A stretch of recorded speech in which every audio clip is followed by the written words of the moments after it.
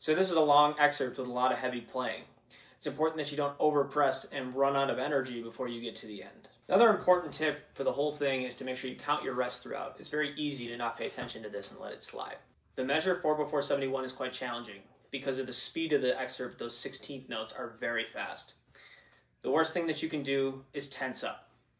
The best way to practice this is slowly and build it up over time.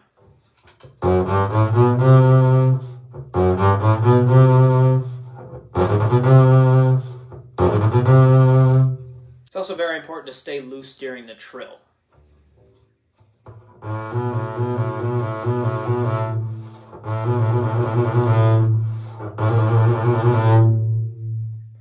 And remember to keep your hand shape wide. The same problem can happen 4/4 rehearsal 72. Because of the string crossings and the 16th notes, it's very easy to tense up. I'd recommend starting this measure up bow. That way the string crossing is easier, as well as the 16th notes then landing on a down bow. And as before, the best way to practice this is slowly.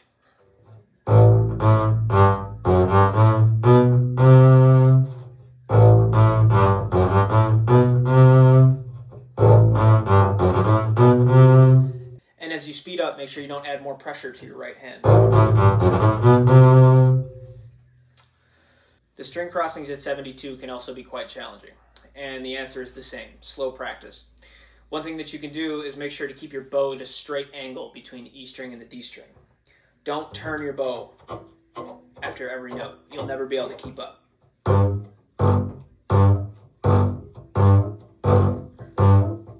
Whereas if I turn it,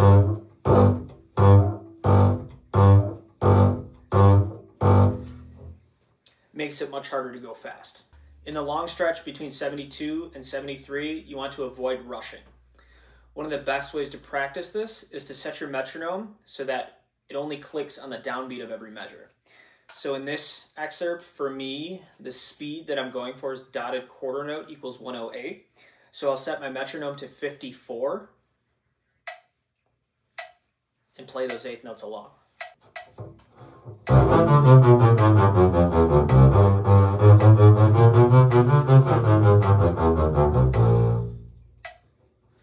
This is a great way to work on your internal subdivision.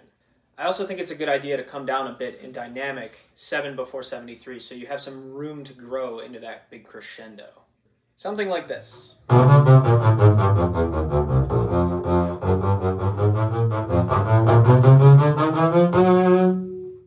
For 5/75, I find a replacement fingering useful when going from E flat D, repeat the D, and down to G. This way you don't have an awkward shift between.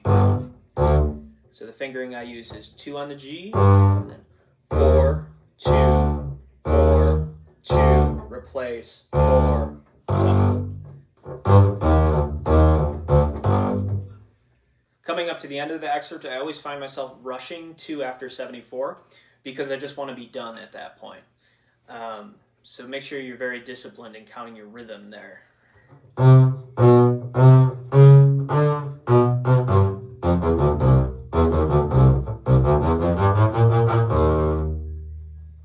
Thanks, hope that helped.